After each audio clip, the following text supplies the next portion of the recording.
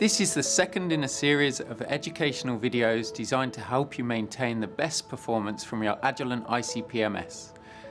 Let's turn our attention to the sample introduction system, which includes the peristaltic pump, nebulizer and spray chamber.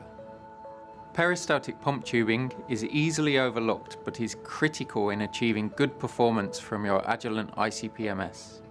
There are two key checks to make.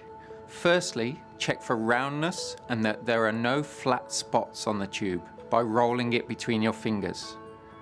Secondly, check the tubing is still elastic by stretching it. If it is obviously stretched or worn, replace it immediately. Here are some additional tips to help you maximize the lifetime of the pump tubing. Don't over-tighten the clamp on the tubing.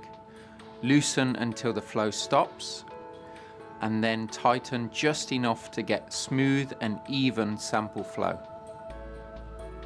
Always detach the tubing from the holder after use so it can relax. You should replace tubing frequently. Working with old pump tubing can degrade precision and stability. In normal use, tubing lasts about 1 to 2 weeks. Ensure the internal diameter of the waste tube is larger than that of the sample tube. Select tubing that is chemically resistant to your matrix. Finally, remember to check other tubing for wear, leaks and crimps. A blocked nebulizer is something to avoid. Even a partial blockage can restrict aerosol formation, reduce sensitivity and degrade accuracy and precision. You can prevent blockages with some simple precautions. Avoid aspiration of any particles. Filter or centrifuge samples prior to analysis to remove particles. Set the autosampler probe height to avoid sampling from the bottom of the sample tube. Use autosampler enclosures and lintless wipes. Always aspirate a rinse solution for at least 10 minutes before extinguishing the plasma to wash out the nebulizer. This should give you trouble-free operation from your nebulizer. If cleaning or removal of a nebulizer blockage is required, take care not to damage the nebulizer.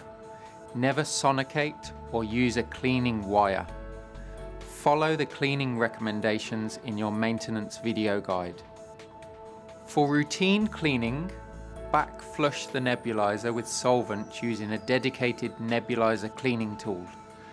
Alternatively, you can reverse pump the nebulizer with the tip in a suitable solvent, or apply suction from the sample inlet. Finally, let's turn our attention to the spray chamber. Excessive droplet formation inside the spray chamber, poor precision, memory effects, or carryover between samples can indicate that maintenance is required. Carefully remove the spray chamber and end cap. Soak the spray chamber and the end cap in 5% nitric acid solution for at least 30 minutes. Rinse with deionized water and allow to dry before refitting. If precision remains poor after cleaning, or if there are excess droplets visible, soak the spray chamber overnight in a 25% detergent solution. Then rinse, dry and refit. Thank you for watching. Please see the other videos in this series where we explore the other critical aspects of your Agilent ICP MS and the maintenance tasks you should perform regularly to keep your instrument operating at its best.